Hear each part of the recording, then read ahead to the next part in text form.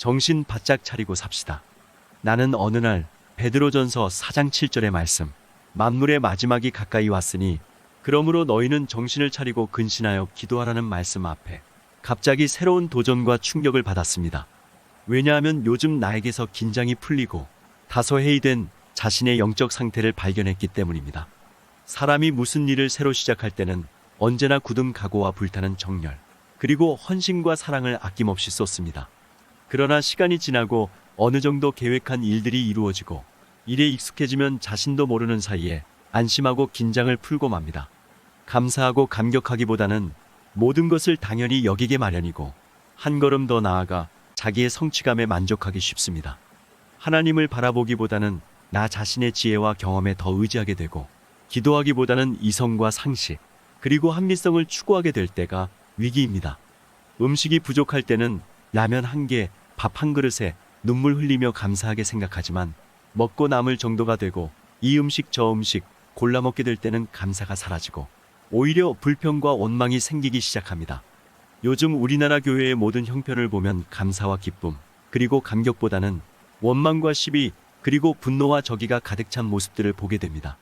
좋은 건물을 짓고 사람들이 많이 모이고 프로그램들이 활성화되었다고 모든 것이 다 잘 되고 있다는 증거는 결코 아닙니다.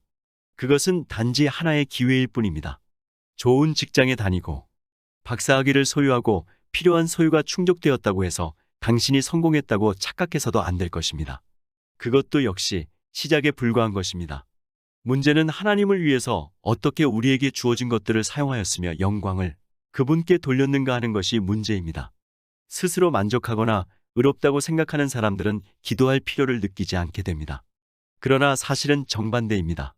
처음보다도 지금이야말로 정신을 차리고 깨어 기도하고 근신해야 할 때입니다. 로마서 13장 11절에도 또한 너희가 이 시기를 알거니와 자다가 깰 때가 되었으니 이는 이제 우리의 구원이 처음 믿을 때보다 가까웠음이니라. 밤이 깊고 낮이 가까웠으니 그러므로 우리가 어두움의 일을 벗고 빛의 갑옷을 입자고 했습니다. 밝은 것 같으나 어둡고 소망이 있는 것 같이 보이나 절망의 밤이 깊습니다. 베드로후서 3장 9절에도 주의 약속은 어떤 이에 더디다고 생각하는 것 같이 더딘 것이 아니라 오직 너희를 대하여 오래 참으사 아무도 멸망치 않고 다 회개하기를 원하신다고 했습니다. 사실 주의 날은 도적같이 올 것입니다. 빚내서 잘 산다고 뽐내지도 말고 남의 것 빌려 쓰면서 자기 것같이 자랑하지도 말며 죽을 날이 얼마 남은지 모르면서 영원히 살 것처럼 교만해서도 안 될 것입니다. 민주화 시대가 온다는 환상도 경계해야 합니다. 제도나 환경이 중요한 것이 아니라 사람이 중요합니다. 사람이 민주화되고 거듭나고 변해야 이 사회가 진정으로 변하게 될 것입니다. 현재와 같은 이런 식으로라면 민주화는 한낱 신기루에 불과합니다. 젊고 유능한 어떤 젊은 사람이 갑자기 죽는 것을 볼 때, 그처럼 건강하고 활동적인 사람이 갑자기 쓰러져 병원 신세를 지는 것을 볼 때 나는 정신이 바짝 납니다. 사랑과 존경을 한 몸에 받고 성자처럼 거룩하게 살던 크리스찬이나 성직자가 하루아침에 더러운 사건에 말려들어 무사람들의 입에 오르내리게 되는 것을 볼 때 베드로전서 4장 7절의 말씀을 다시 상기해 봅니다. 만물의 마지막이 가까웠으니 그러므로 너희는 정신을 차리고 근신하여 기도하라고 하신 말씀입니다. 너무나 나의 가슴을 울리는 말씀입니다. 며칠 전 어떤 분이 그의 나이 50이 넘어서 그동안 쌓아왔던 모든 명성과 재물 그리고 미래의 소망을 다 버리고 이제 남은 생애를 주님을 위해 살기로 결정하고 실제로 아브라함과 같이 모든 것을 포기하고 떠날 것을 결정하는 것을 볼 때 나는 큰 충격을 받았습니다. 그분은 나에게 이런 간증을 했습니다. 나는 이번에 해외여행을 통하여 다시 한번 하나님이 지으신 자연세계의 그 웅장함을 보면서 내가 얼마나 나의 작은 웅덩이와 울타리 안에서 왜소한 벌레같이 살아왔는가 새삼스럽게 깨닫게 되었다고 고백했습니다. 그가 눈물을 지으면서 이 엄청난 하나님의 사랑을 어찌 다 감사할 수 있느냐고 말할 때 목사인 나는 오히려 숙연해지지 않을 수 없었습니다. 우리는 마지막 시대를 살고 있습니다. 이러한 때에 성경은 오늘 우리에게 몇 가지를 권면하고 있음을 볼 수 있습니다. 첫째, 정신을 차리고 근신하며 기도하라고 하십니다. 기도하면 살고 기도하지 않으면 죽습니다. 제단사가 옷을 만들고 구두수선쟁이가 구두를 고치는 것이 그들의 일이듯이 모든 그리스도인들은 기도가 최우선의 일입니다. 사탄은 연약한 성도가 기도할 때 가장 무서워하고 힘을 잃고 맙니다. 기도는 마음을 크게 만들어 하나님의 은혜를 담게 합니다. 준비된 설교보다 준비된 설교자가 더 중요하듯이 우리는 철야기도, 금식기도, 상기도 등 많은 기도의 양보다도 언제 어디서나 기도하는 사람이 먼저 되는 일이 더 중요합니다. 그러므로 정신을 차리고 제일 먼저 해야 할 일은 기도입니다. 둘째, 성경은 우리들에게 무엇보다도 열심으로 사랑하라고 권면합니다. 사랑은 가만히 저절로 되어지는 것이 아닙니다. 열심을 내어 적극적으로 의지적 행동을 취해야 합니다. 오직 사랑만이 이 시대를 구원할 유일한 하나님의 방법입니다. 우리 그리스도인에게 주어진 선택된 자유는 오직 사랑뿐입니다. 정신을 차리고 진정으로 사랑할 때 기적이 일어납니다. 성경은 우리들에게 사랑은 율법의 완성일 뿐 아니라 사랑은 허다한 죄를 덮어준다고 했습니다. 일하는 사람에겐 불평할 시간이 없듯이 사랑하는 사람에게는 미워할 시간이 없습니다. 우리는 사랑의 능력과 기적을 믿어야 합니다. 그리고 사랑의 영원성도 믿어야 합니다.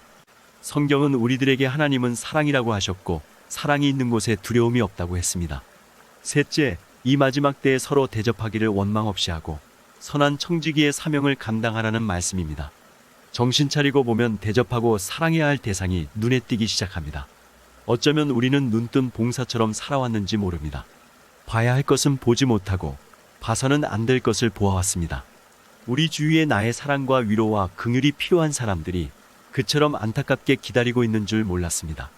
하나님의 음성을 듣는 자만이 깊이 감추어진 사람의 소리를 듣습니다.